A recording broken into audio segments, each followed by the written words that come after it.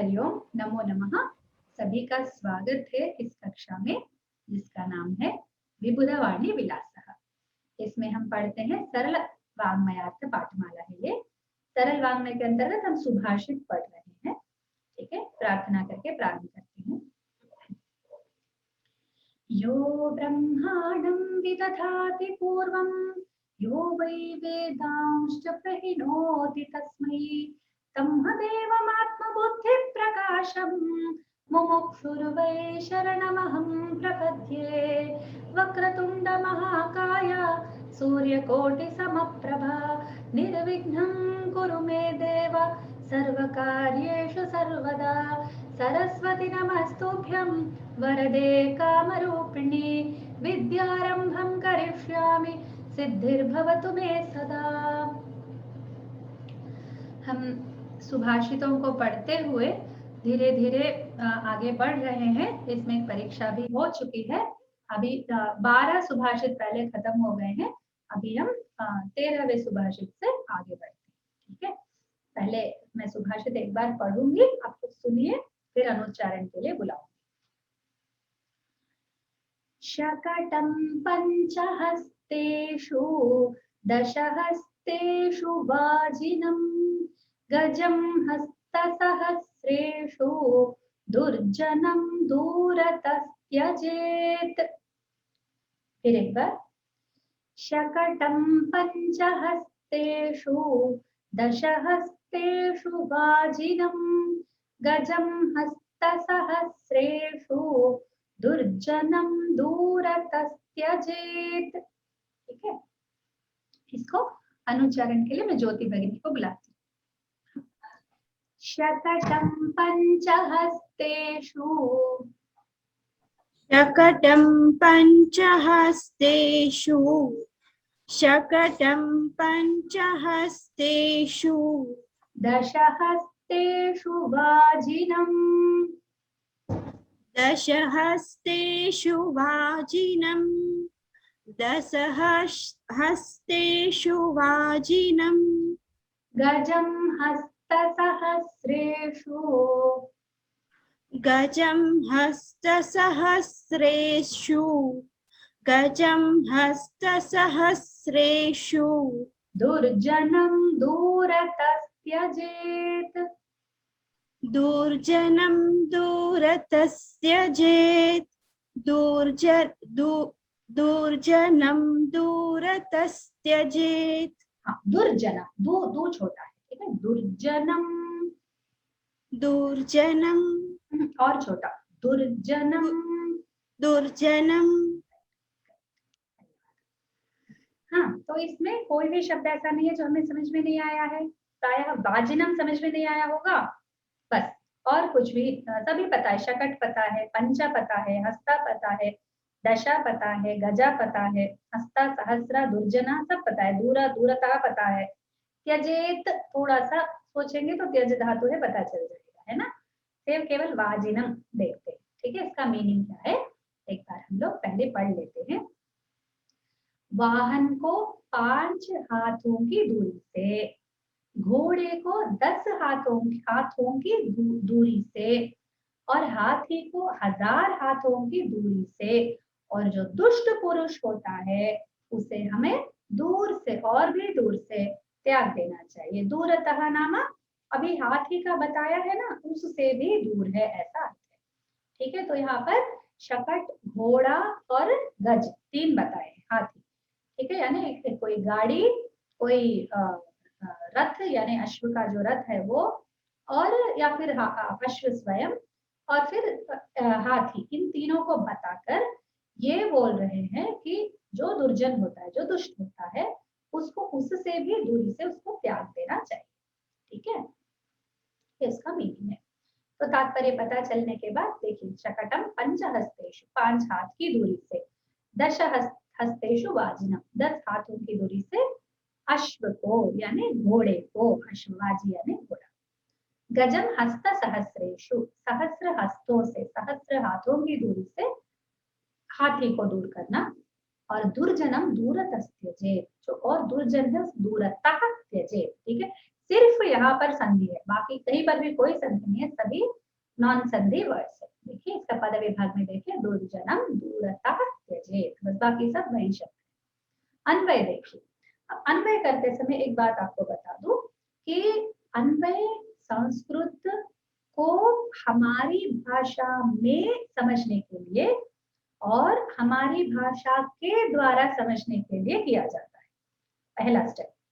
दूसरी बात यह है कि अन्वय में जब संस्कृत भाषा का कोई भी अंश अधूरा लगता है, ठीक है, या फिर वो अनुक्त है, तो उसको हम उद्धरण करते हैं, ठीक है, उसको अध्याहार बोलते हैं। यानी कोई शब्द है, जैसे इस सुभाषित में दूरतः, हस्तदूरात्, सहस्रत, ये सब बता दिया, पर त्यजेत जो धातु है, जो जो क्रिया रूप है, सॉरी, उसको एक ही बार प्रयोग किया। तो हम लोग क्या करेंगे, अन्वय करते समय उसको भी हम सभी से योजित करेंगे जहां जहां उसकी जरूरत है। तीसरी बात, संस्कृत की एक विशिष्टता है कि वो कई चीजें ना बोलकर भी कॉम्पैक्ट रहता है और हमें समझ में आ जाता है कंटेक्स्ट के कारण। जैसे अगर वो त्यजेत नहीं भी होता तो भी हमको ये पूरा सुभाषित समझ में आ जाता, ठीक है ना, समझ में तो आ रहा है। पंचहस्तेषु त्यजेत, पंच शकटम पंचहस्तेषु दशहस्तेषु वाजिनम, वाजिनम किम त्यजेत, दुर्जनम दूरतः त्यजेत, एक बार पढ़ लेंगे हमको पता चल जाएगा, चाहिए त्यजेत सभी में लगना है। पर हमारा पता होना अलग है और अन्वय के द्वारा उसका एक्सप्रेशन करना अलग है, ठीक है। तो इसलिए यहाँ पर क्या किया देखिए, शकटम पंचहस्तेषु, ठीक है, पंचहस्तेषु त्यजेत, वाजिनम दशहस्तेषु त्यजेत, गजम हस्तसहस्रेषु त्यजेत, दुर्जनम दूरतः त्यजेत। अभी वाक्य सारे पूरे हो, ये होता है अन्वय, ठीक है। हमारी भाषा के फोर्थ पॉइंट ये है कि अन्वय की जो भी वाक्य हम लोग वाक्य रचना करें, श्लोक का वाक्य रचना होता है, ठीक है, अन्वय केवल श्लोकों के लिए आवश्यकता पड़ती है। और ये जो श्लोक का खुला रूप है, इसमें जो वाक्य हम बना रहे हैं, उसका जो पद का क्रम है वो हमारी भाषा का पद का क्रम होता है। एक्चुअली अन्वय सिखाने वाली वस्तु नहीं है, अन्वय वैसे वैसे अभिवृद्धि होती जाती है जैसे जैसे हमारी भाषा की समझ बढ़ती जाती है, ठीक है। कोई आपको अभी हम उपाख्यान पढ़े, टाइप ऑफ नानाविध संस्कृत साहित्य को हम इन कक्षाओं के माध्यम से अध्ययन कर रहे हैं, ठीक है, उपाख्यान पढ़ रहे हैं, ठीक है, और ये सुभाषित पढ़ रहे हैं। तो इनमें हम लोग देखते हैं कुछ श्लोक है, ठीक है, और फिर हम उच्चारण की कक्षा में विष्णु सहस्त्रनाम पढ़ रहे हैं, तो उसमें भी हम देखते हैं कुछ श्लोक है, तो उनका भी अन्वय हो सकता है, ठीक है। तो ये जो साहित्य सब देख रहे हैं, केवल श्लोकों के साहित्य का जो समझने के लिए हमें अपनी भाषा में भाषा के पद क्रम में अरेंज करते हैं, तो उसी प्रोसेस को अन्वय कहते हैं। तो वो जब उसके पढ़ते जाते, जैसे श्रुत्वा धर्मान शेषेण पावनानि च सर्वशः, वो बोल रहे हैं श्रुत्वा, तो हमको पता चल गया श्रुत्वा वर्ब है, ठीक है, सुनकर। धर्मान अशेषेण, तो धर्मान अशेषेण श्रुत्वा, ऐसा। तो हमें बस वो शब्दों की समझ होनी चाहिए, बस अन्वय खुद से हो सकता है, ठीक है। आप भी ट्राई कर सकते हैं, इन अन्वयों को आप एक बार स्टडी कर दीजिए कि अगर आपको करना पड़ता है, जैसे हमारे पास कुछ किया हुआ पहले से रहता है, तो हम एक बार ट्राई करेंगे, फिर अपना और उसका कंपेयर करेंगे, ठीक है। कोई एक्सपर्ट्स करते, जैसे मैं एक्सपर्ट नहीं हूँ, पर मैंने क्या किया, मुझे भी अन्वय में बहुत प्रॉब्लम होती थी, लेकिन बड़ी इच्छा थी, वो शब्द ही अच्छा लगता था, वो प्रोसेस भी अच्छा लगता था। मैंने बैठ के क्या किया, कई टेक्स्ट को मैंने अन्वय करना शुरू कर दिया, कई टेक्स्ट मैंने अन्वय किए हैं। जैसे महाभारत के उपाख्यान ले लिया, विष्णु सहस्त्रनाम का फलश्रुति ले लिया, ठीक है, और कोई भी कुछ और भी सामग्री मुझे मिली थी जिसका मैंने अन्वय कर दिया। बहुत बहुत अन्वय करने के बाद मुझे समझ में आया, रामायण का अन्वय प्रयास किया, 40 सर्गों का मैंने अन्वय ट्राई किया था बाल कांड में, ठीक है। तो उस प्रकार से करते करते करते करते धीरे धीरे कौन से शब्द को कहाँ रखना है, तो अन्वय का सही होने का जो प्रमाण है वो कहाँ पता चलता है मालूम, वो वहां पता चलता है जहां हम अपनी भाषा से उसको समझने लगते हैं। ठीक है, हमारी भाषा में जब हम उसको बोलेंगे, ठीक है, तो कोई भी भाषा, जैसे हिंदी भाषा के लिए अन्वय थोड़ा सा अलग होगा, तेलुगु भाषा के लिए थोड़ा सा अलग अन्वय होगा, इंग्लिश के लिए तो एंटायरली अलग अन्वय होगा। ठीक है, वो इंग्लिश सेंटेंस स्ट्रक्चर के हिसाब से इंग्लिश का अन्वय करते हैं, इंग्लिश में संस्कृत का अन्वय करते हैं। जैसे इसी वाक्य को तो we should leave a vehicle at 5 hands, ऐसे करके कुछ है, 5 हैंड डिस्टेंस ऐसा है। तो कैसे आएगा, शकटम त्यजेत पंचहस्तेषु, ऐसा इंग्लिश में अन्वय आएगा। ठीक है, तो ये हिंदी में अन्वय है, ये इस प्रकार रहता है। ओके, इस प्रकार। तो हम जब हिंदी में इसको अनुवाद करके पढ़ रहे होते हैं, तब वो without any bumps, without any jerks, without any idiomatic problems, ठीक है, वो आराम से होना चाहिए। इडियोमैटिक तो थोड़ा सा हो जाता है, पर उसका हमें कोई प्रॉब्लम नहीं है।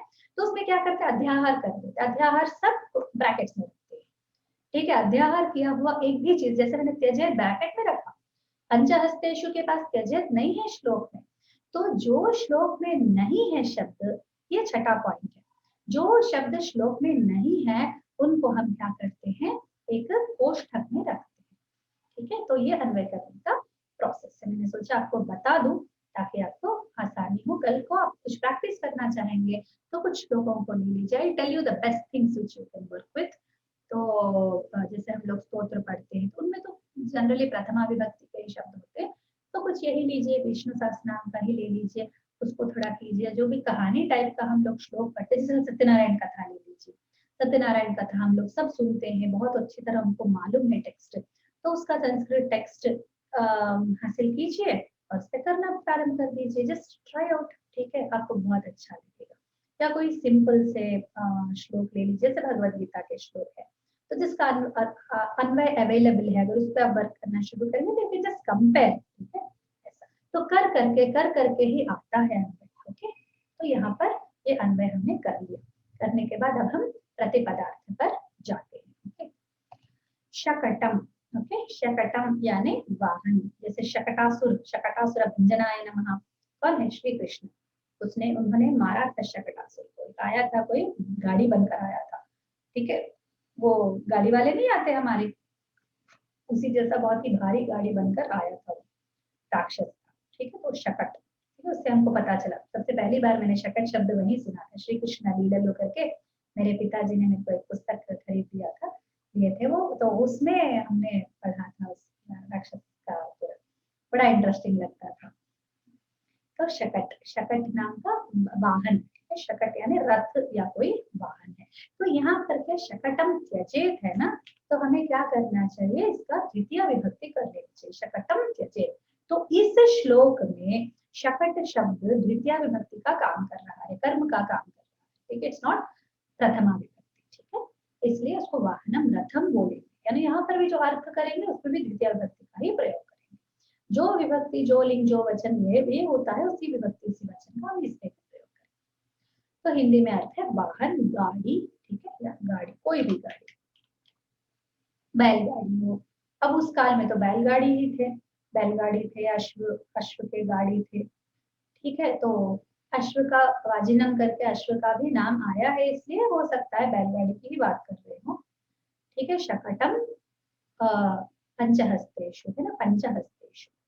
अब हस्त शब्द पर आते हैं, पांच, पंच यानी पांच। ठीक है, हस्त, हस्त शब्द है, देखिए ऐसा जब आप हाथ खड़ा करेंगे तो ये कोहनी से लेकर, कोहनी से लेकर ये जो मिडिल फिंगर का टिप है, ठीक है, ये इतना, ये पार्ट, तो ऐसा खड़ा रखेंगे तो देखिए इधर टॉप में आता है, ये टॉपेस्ट टिप से लेकर यहाँ तक। ठीक है, इतना पार्ट को हस्ता बोलते हैं।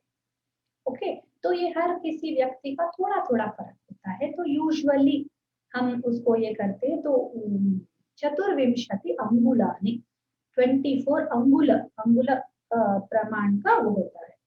ठीक है, और 18 इंचेस का बता है, आटे में हमने देखा तो वो 18 इंचेस का उसका प्रमाण बता है।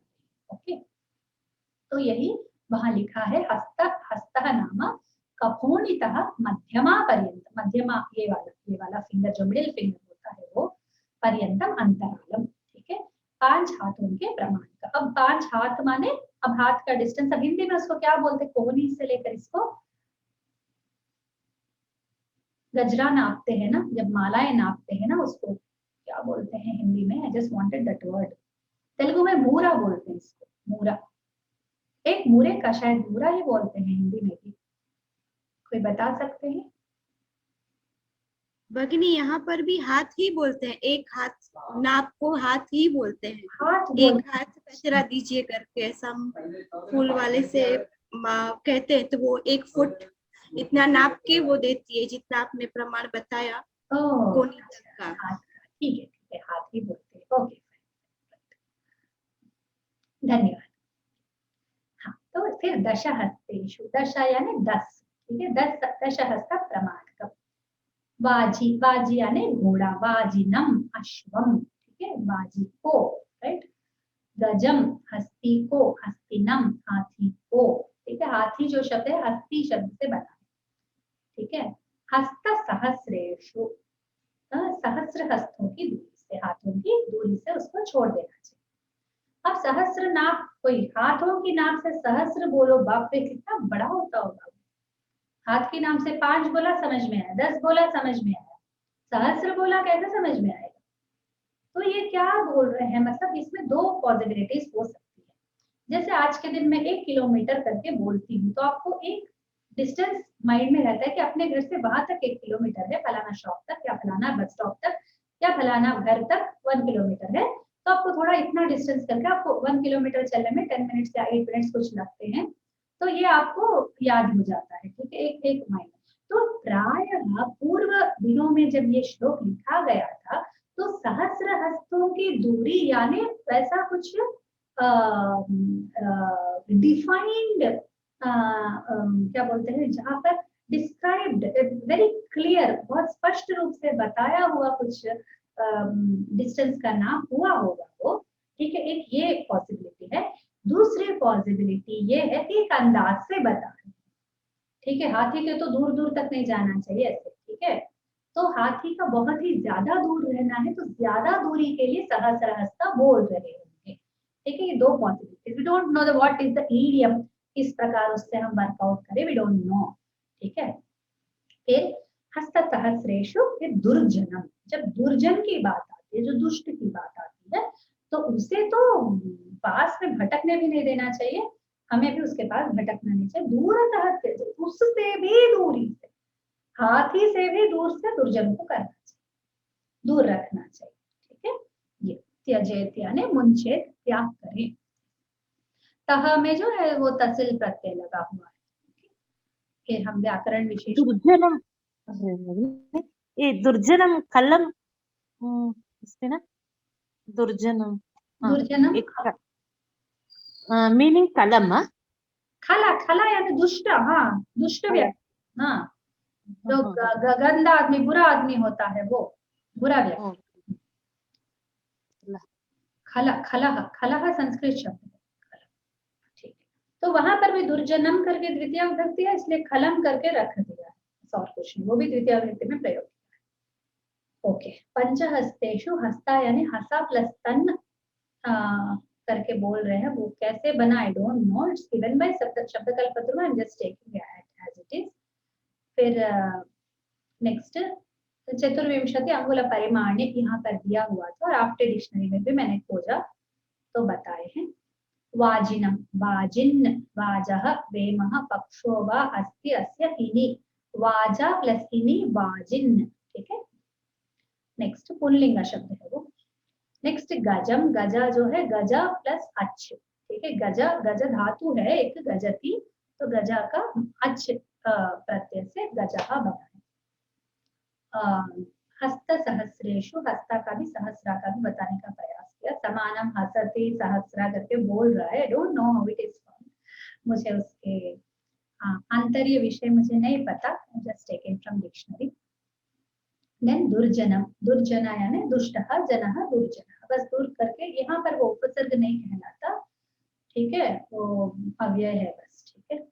नेक्स्ट दूरतः, तो दूर प्लस इन, दूर प्लस इन, दूरिणो लोपश्च, ठीक है। फिर लोप होकर रक, रक धातु, ठीक है, दूरतः, आई डोंट नो, प्रतिकार लोपे रेपे परे पूर्वानु दीर्घ, so there is a lot of process which is happening in this word. Let's not worry, दूर प्लस तः, दूरतः, ठीक है, दूर से ही पंचमी अर्थक होता है, जो तहसील होता है वो। नेक्स्ट त्यजेत, त्यज धातु का विधिलिंग लकार का प्रथम पुरुषा का एक वचन है त्यजेत। ठीक है, ये हमारा व्याकरण विशेष हो गया। अभी हम प्रश्नों पर आते हैं। ओके, तो नागा भगिनी, कम पंचहस्तेषु त्यजेत, किसे 5 हाथों की दूरी से छोड़ना चाहिए? षटकः, शकटम, शकटम पंचहस्ते। शकटम्। वाजिनं कुत्र त्यजेत? शिल्पा भगिनी, वाजिनं कुत्र त्यजेत? दशहस्तेषु वाजिनं त्यजेत्। करेक्ट। नेक्स्ट, दुर्जनं किं कुर्यात्? विवेका, दुर्जनं किं कुर्यात्? दूरतस्त्यजेत्। नेक्स्ट, दूरतस्त्यजेत् इत्यत्र संधि विग्रहं कुरुत, ज्योति भगिनी। दूरः अधिक त्यजेत्। एक और शब्द, एक और अक्षर छूट गया है। दूरः अधिक नहीं पूरा के भगिनी, बाद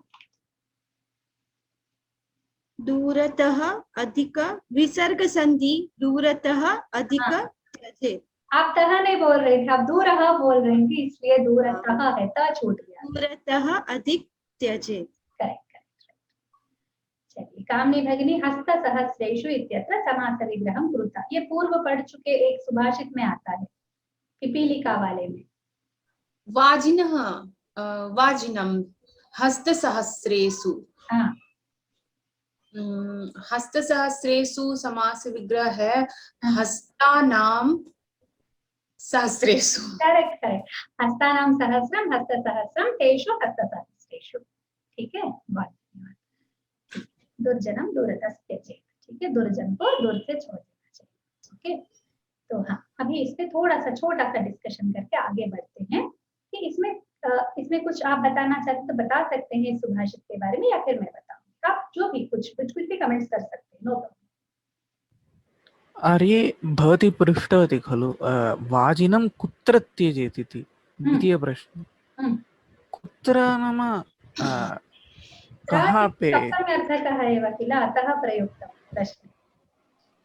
ओ एवमेवम्। नो चेत् प्रश्नः कथं निर्मातुं शक्यते? अस्तु। दीदी, मेरा एक प्रश्न है।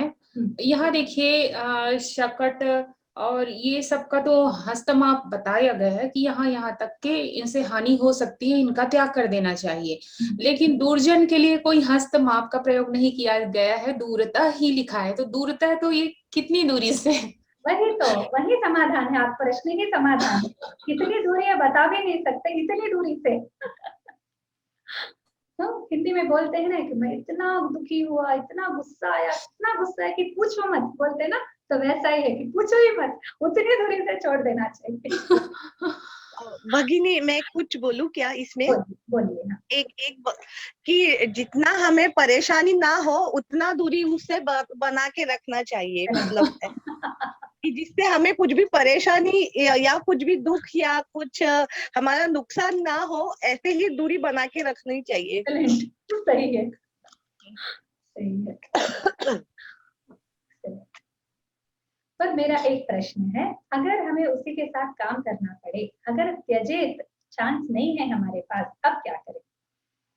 अपने काम से ही काम जितना ही मतलब रखे, अधिक उससे व्यवहार न करे, यही उसका। व्यवहार करना ही पड़ रहा है, जैसे ऑफिस में हमारा बॉस है, या फिर हमारे घर में कोई व्यक्ति है, पास के रिलेटिव्स हैं, या नेबर्स हैं, या फिर हमारे बच्चे खुद हैं, दुर्जन हैं, ठीक है, या अधिकार रूप से बड़े पोजीशन में हैं, हमारे फ्रेंड्स हैं, फ्रेंड सर्कल में कोई हैं, और हम उनको कुछ नहीं करते, तब भी वो क्या हमने किसी का कुछ नहीं बिगाड़ा, वो खुद आके हमारे पास, इसीलिए तो दुर्जन को दुर्जन बोलते हैं, है ना। हम उसका कुछ नहीं बिगाड़ते, बस वो आके हमारा बिगाड़ना चाहता है, और उसके लिए अनुकूल वातावरण है। अब क्या करें? अपने आप को याद दिलाते रहना चाहिए कि इनसे बच के रहना है, बच के रहना है। इसका यही उपाय है, क्योंकि भौतिक रूप से हम उनसे अगर बच के नहीं रह पाते हैं तो कम से कम हम मानसिक रूप से अपने आप को तैयार रखें कि इनसे बच के रहना है।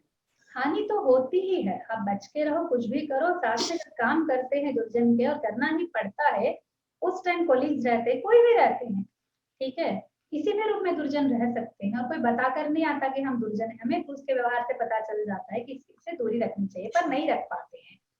अब क्या करें? महोदया, मैं कुछ बोलूं क्या? बोलिए। जैसे गीता के 12वें अध्याय में कहा है कि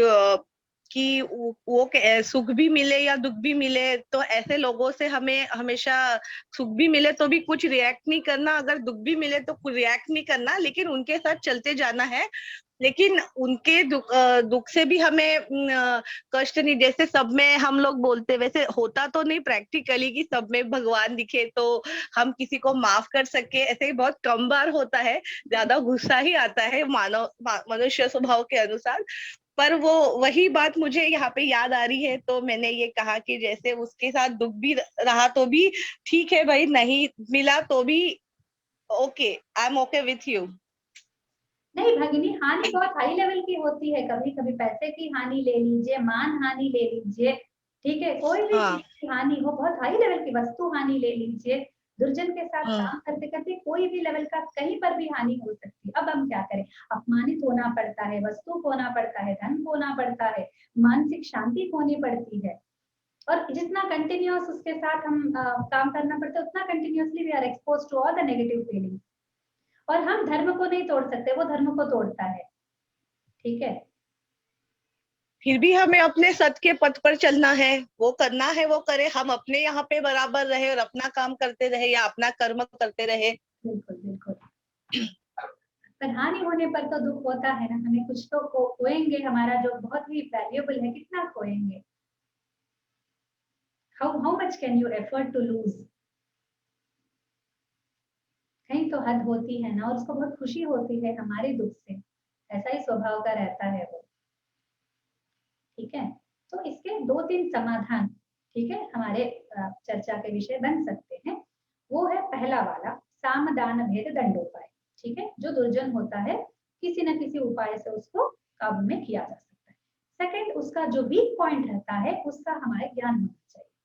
थर्ड पॉइंट, हमें युक्ति से काम लेना चाहिए, उससे काम करते समय उसके स्वभाव का, वो कहाँ क्या करता है, कैसे रहता है, थोड़ा स्टडी करके, ठीक है, किस उस इंटरेक्शन में भी, जितना, अगर वो हमारा बॉस है या हम उसके सबऑर्डिनेट है, तो कितना इंटरेक्शन कैसे रखें, कैसे नैक से बात करें, बात करते समय कहीं खुद को ना फंसाएं, इस प्रकार ध्यान रखते हुए कर सकते हैं। और कहीं हानि होती है तो let us see that it happens in a lower ये लेवल, ठीक है। और थर्ड पॉइंट ये है कि उसके कोई आसपास वाले होते हैं जिनसे वो खुश रहता है, उसके द्वारा अपना कार्य निपटा सकते हैं, ठीक है। और नेक्स्ट पॉइंट है कि उसका जो टाइम गिरने का टाइम आता है ना, उसके लिए वेट कर सकते हैं, नथिंग एल्स, ठीक है। जब वो वीक हो जाता है, जब उसके जो साथी उसको छोड़ देते हैं, ऐसे टाइम के लिए हम लोग वेट करें। पर सबसे ये है कि सबको उतनी बुद्धि नहीं रहती है, उतनी युक्ति नहीं रहती, स्पेशली जो सज्जन होते हैं वो इसमें टाइम वेस्ट नहीं करते, अधर्म चिंतन नहीं कर सकते, किसी का हानि कैसे करे वो उनके चिंतन में नहीं आता है। नॉर्मल लोग ऐसे ही होते हैं, अरे चलो भाड़ में जाए, वो अपना कर्म खुद, वो पाप को खुद भुगतेगा, जाओ चलो छोड़ दो, यही हमारे, तो शायद उसकी बात करें, दूरतस्थ त्यजेत, क्या करें, छोड़ दो, don't even think about it. मतलब जैसे भगीरथ ने कहा, अपना काम से काम लो, हम अपना काम ठीक ही करेंगे, ठीक है, थोड़ा नुकसान होता है, ठीक है, ओके, लेट अस फेस।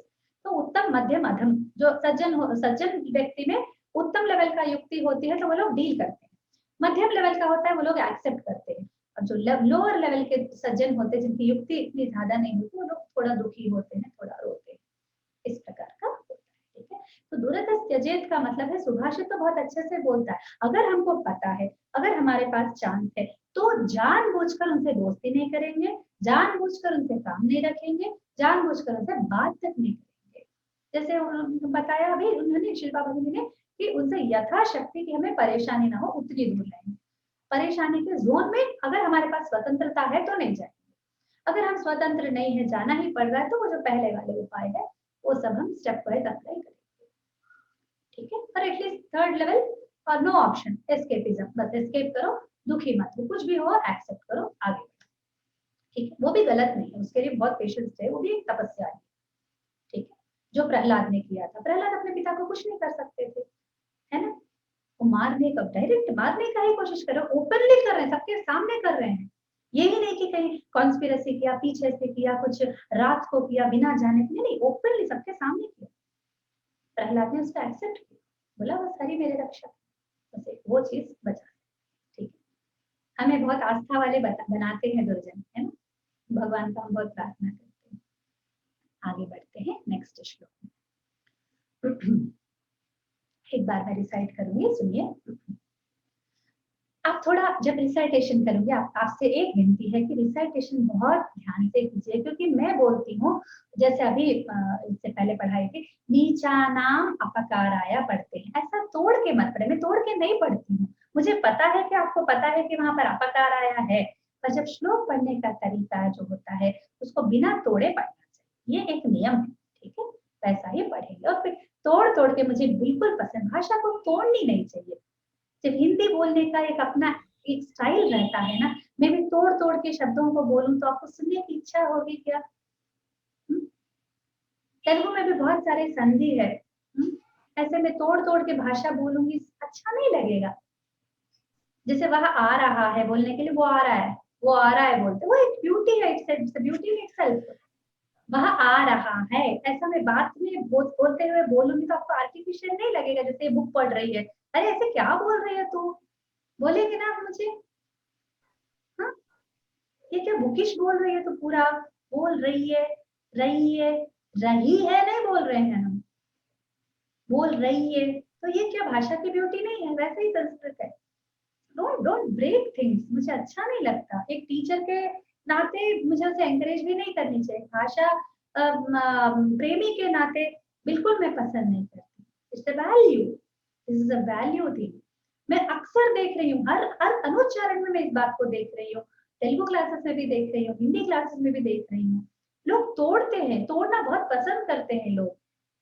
तोड़ना पसंद मत करो, जोड़ना पसंद करो, भाषा आएगी। मैं चैलेंज करती हूँ, आपका नजरिया बदलो अंदर, ठीक है। तोड़ के छोटा बनाने के लिए हमारे पास भाषा नहीं आई, भाषा प्रेम से आई है हमारे पास।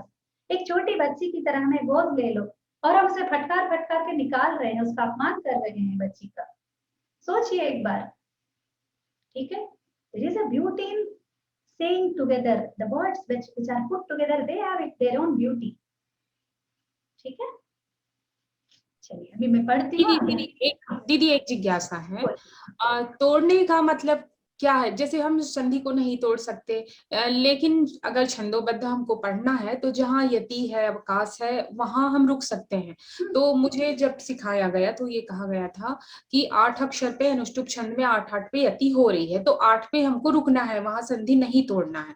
और अगर संयुक्ताक्षर है तो उनको जोड़ लेना है, यही है ना? तो यहाँ नीचा ना, मैं तोड़ने को मना करी, मैं रुकने को मना नहीं करी। तोड़ना रुकना तो अलग बातें हैं। तो प्राय देखिए रुकना या तोड़ना वहीं पे ही हो रहा है, दूसरी जगह नहीं हो रहा है। देखिए ऐसा पढ़ सकते, मैं पढ़ के दिखाती हूँ। उपकारोऽपि नीचानाम् अपकाराय वर्तते, मपकाराय, वो रुकना नहीं हुआ क्या? हाँ वही कह रही हूँ दीदी, क्योंकि छोटा सा पॉज देख सकते हैं। नीचा नाम बोल रहे हैं और मपकाराय बोल रहे हैं, थोड़ा उसको पढ़ने में अंतर है, लेकिन सुनने में वैसा ही लगता है थोड़ा। नीचा नाम मपकाराय बोल सकते हैं, लेकिन तोड़ना नहीं, बिल्कुल नहीं तोड़ना। और देखो अनुष्टुप तो छोटा सा चल रहा है, अनुष्टुप में तो यति लेने की आवश्यकता ही नहीं है। पादांत यति ही बोल सकते हैं, पादांत यति ठीक है, पंक्तियंत यति ही भी हम बोल सकते हैं, है ना। श्लोकार्ध यति ही हम लोग लगा सकते हैं। जहां पर सांस की प्रॉब्लम होती है वहां यति लगाओ भाई। और शिखरिणी इत्यादि में छंदस में मैंने देखा है कि कई जगह यति कंटिन्यूअस रहता है, पद के बीच में भी यति रहती है, तो उसका मतलब है थोड़ा सा एक आप लोग वो नेचुरल यति है, नेचुरल एक छोटा सा थोड़ा क्या कहते हैं, टोन में थोड़ा चेंज करके आगे बढ़ते हैं। जहां पर आपको सांस की प्रॉब्लम होती है, जैसे शार्दूल विक्रीडितम, वहां पर आपको अवश्य रुकना ही पड़ेगा। सांस की प्रॉब्लम होती है तो आप रुकिए, वरना क्यों भाषा को खामखा आर्टिफिशियल बनाए जा रहे हैं। बाकी सब अपनी जगह, आर्टिफिशियलिटी नहीं आ रही है क्या आप बोलिए, ठीक है आपके पास सहूलियत है, आपके पास एक सुविधा दी गई है कि आप वहां पर रुक सकते हैं, but don't you feel artificial? आपको रुकना ही नहीं है तो क्यों जबरदस्ती? बोलो। यदि श्वासों को आवश्यकता ही नहीं पड़ रही है तो फिर नहीं रुकना चाहिए। हाँ, ये आपने अभी पूछा, मैंने अभी जस्ट टेलिंग, अभी स्पॉन्टेनियसली मैं आपको बता रही हूँ, मैं सोच के नहीं बता रही हूँ। इसका पता करना पड़ेगा, अगर ऐसा है तो सच में मुझे तो कभी पसंद नहीं आया तोड़ तोड़ के पढ़ना। मैंने कथाओं में भी मैंने कोशिश की, कथाओं की इवन प्रोज में भी मुझे तोड़ के पढ़ना पसंद नहीं आया था। गृहम आगतः बोलने से अच्छा गृहम आगतः कितना सुंदर लगता है, गृहम आगतः, उसके वैल्यू के लिए बोल रही हूँ बस, ठीक है। इसके बारे में हम लोग सच में, मैं अगर कोई मिले तो मैं पता करूंगी, वरना मेरे पास भी कोई सोर्सेस नहीं है, कोई बताने वाले बड़े हैं तो आप भी पता कर सकते हैं। Let's find out answers for these questions, ठीक है, इट्स हाई टाइम। धन्यवाद। उपकारोऽपि नीचानाम् अपकाराय वर्तते, पयः पानं भुजङ्गानां केवलं विषवर्धनम्। ठीक है, एक और बार। उपकारोऽपि नीचानाम् अपकाराय वर्तते, पयः पानं भुजङ्गानां केवलं विषवर्धनम्। ठीक है, करेक्ट। अभी अनुच्चारण के लिए नागाभरी। मैं कर सकते हो क्या? हाँ हाँ बिल्कुल बिल्कुल। उपकारोऽपि, उपकारोऽपि, दो बार। उपकारोऽपि नीचानाम् अपकाराय, नीचानाम् अपकाराय, नीचानाम् अपकाराय, नीचानाम् अपकाराय, नीचानाम् अपकाराय, नीचानाम् अपकाराय वर्तते, वर्तते, वर्तते, पयः पानं भुजङ्गानां, पयःपानां भुजङ्गानां। ठीक है, हाँ करेक्ट। पयःपानां भुजङ्गानां। हाँ भू बोलना है, बस उतना ही, कोई प्रॉब्लम नहीं, महाप्राण का प्रॉब्लम है। पयः पानम, जब पयः पानम बोलेंगे तो वहां पर विसर्ग है, पर उसके बाद पा है ना, इसलिए पयः पानम, पयः पानम ऐसा बोलेंगे, पा नहीं बोलेंगे, पयः पानम ऐसा। पयःपानां भुजङ्गानां, पयःपानां भुजङ्गानां केवलं विषवर्धनम्, केवलं विषवर्धनं, केवलं विषवर्धनं। हाँ आपके महाप्राण की प्रॉब्लम से बस, और कुछ नहीं है। थोड़ा आप अकेले में रहकर इसको ज्यादा बोलेंगी तो आ जाएगा। ओके, तो इसका भी तात्पर्य देखते हैं। यहाँ पर भी सारे शब्द हमको समझ में आ गए। उपकारोऽपि नीचानाम् अपकाराय वर्तते, पयः पानं भुजङ्गानां केवलं विषवर्धनम्। यहाँ पर कोई भी संधि भी नहीं है। पद विभाग अगर देखेंगे तो नीचानाम अपकाराय के लिखा है, ठीक है। एक बार तात्पर्य देखते हैं। दुष्टों पर किया गया उपकार भी, ठीक है, दुष्टों के विषय में उनका, उन पर अगर कोई उपकार हमने किया, ठीक है, तो वो भी अपकार ही वर्धन करता है, ठीक है। जैसे सर्प को दूध पिलाने पर भी विष की ही उसमें वृद्धि होती है, ठीक है। तो एक बात है यहाँ पर ध्यान दीजिए, नीचानाम उपकारः, इस पर हम थोड़ा विश्लेषण करते हैं। नीच लोगों ने जो किया वो उपकार नहीं, नीच लोगों के लिए हमने किया वो उपकार, ठीक है। जैसे कोई नॉर्मल व्यक्ति है, उसने नीचेतरः कोऽपि नीचेतरः नीचानां विषये उपकरोति, ठीक है, वो उसकी बात कर रहे हैं, ठीक है। अपकाराय वर्तते, किसके अपकाराय वर्तते? नीचों के अपकाराय वर्तते वा? नहीं, नीचेतरस्य अपकाराय वर्तते। ठीक है, उसके नीचों के विषय में जो नीच इतर उपकार करता है वह उपकार नीच के विषय में नहीं, नीच इतर के विषय में अपकार का सिद्ध होता है। ठीक है, करने वाले के लिए अपकार होता है, पाने वाले के लिए नहीं। ठीक है, पर उदाहरण देखिए, पयःपानम भुजंगानाम, हमने दूध दिया सांप को, सांप नीच है, हम नीचेतर है, हमने उसको दूध दिया, वो उपकार है। ठीक है, अब केवलम विषवर्धनम, विषवर्धन कहाँ हो रहा है? मेरे अंदर हो रहा है, आपके अंदर हो रहा है? नहीं, सांप के ही अंदर हो रहा है। तो क्या वो उसका विषवर्धनम उसको अपकार पहुंचाता है क्या, कि हमको अपकार पहुंचाता है? उसके अंदर का विषवर्धन हमको अपकार पहुंचाता है ना? नीच के अंदर जो अपकार हो रहा है वो हमको अपकार पहुंचाता है। ठीक है, ये उसके बारे में है। ठीक है, यहाँ पर एक नीच है, एक नीचेतर है, एक उपकार है, एक अपकार है। क्या चीज किसके लिए हो रहा है ये क्लैरिटी आपके अंदर होनी चाहिए। ठीक है, नीचों के विषय में नीचों के द्वारा किया हुआ उपकार नहीं। ठीक है, नीचेतर के विषय में नीचों का किया हुआ उपकार नहीं, नीचों के विषय में नीचेतर के द्वारा किया हुआ उपकार। ठीक है, क्लैरिटी। चलो हम पद विभाग देख लिया, अन्वय देख लेते हैं।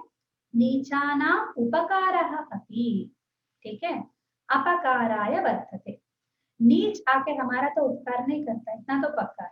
ठीक है, और अगर करेगा भी तो वो भी अपकार ही होगा। ठीक है, नीच आके हमारा कोई उपकार करेगा तो भी वो अपकार ही होगा। ठीक है, नीचानाम उपकारः अपि अपकाराय वर्तते, तो ये विषय में करके लेना चाहिए या नीचों का, नीचों के लिए, ऐसा चतुर्थी का भाव भी आना चाहिए यहाँ पर।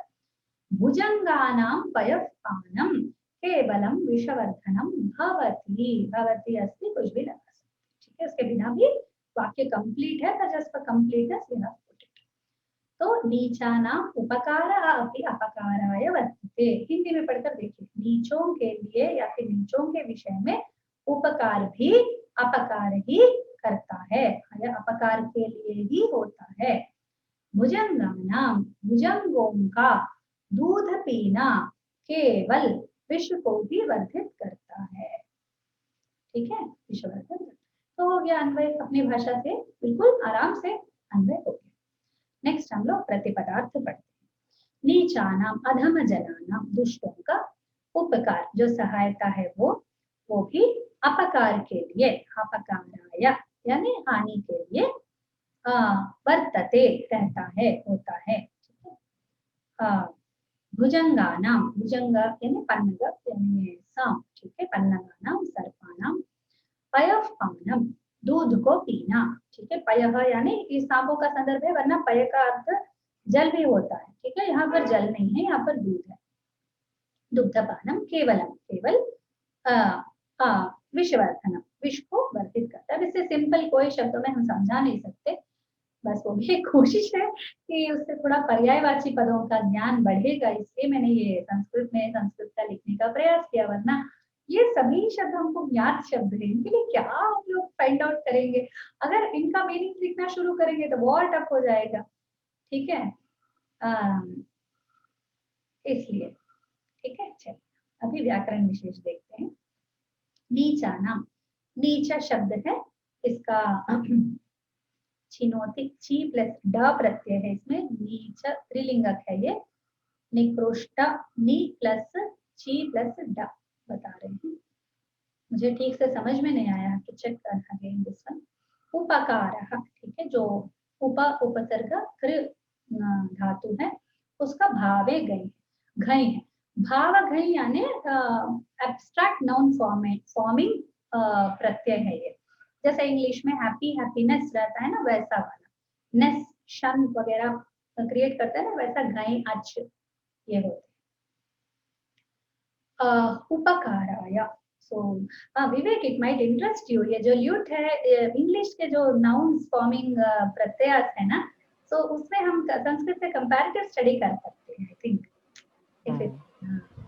ऐसा मैं एक बार कोशिश करी थी, जो ल्यूट है वो अना बनता है, इंग्लिश में शन देखते हैं हम लोग, एक है ना TION शन, तो उसमें ION अन ही रहता है actually, we are saying it अन ओनली, है ना।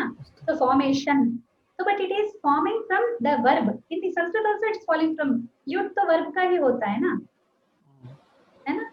So this was a very interesting study which I really wanted to pick up, but enough material, enough time और वो सब क्या, कोई करना चाहे तो they can take up this, बहुत अच्छा इंटरेस्टिंग स्टडी होता है कि घय प्रत्यय कैसे नाउन्स बना रहे हैं, ल्यूट प्रत्यय कैसे नाउन्स बना रहे हैं, we can put all the noun forming pratyas in one place in Sanskrit and then in English, and then we can make a comparative study. It will be very interesting. दर्शिते धातोः ल्युट् प्रत्यये सति दर्शनमिति भवति खलु। स्मृतवान्। हाँ, तो अपकाराय अप प्लस कृ भावे घै, then वर्तते वृत् धातु आत्मनेपदी लट् लकारः प्रथम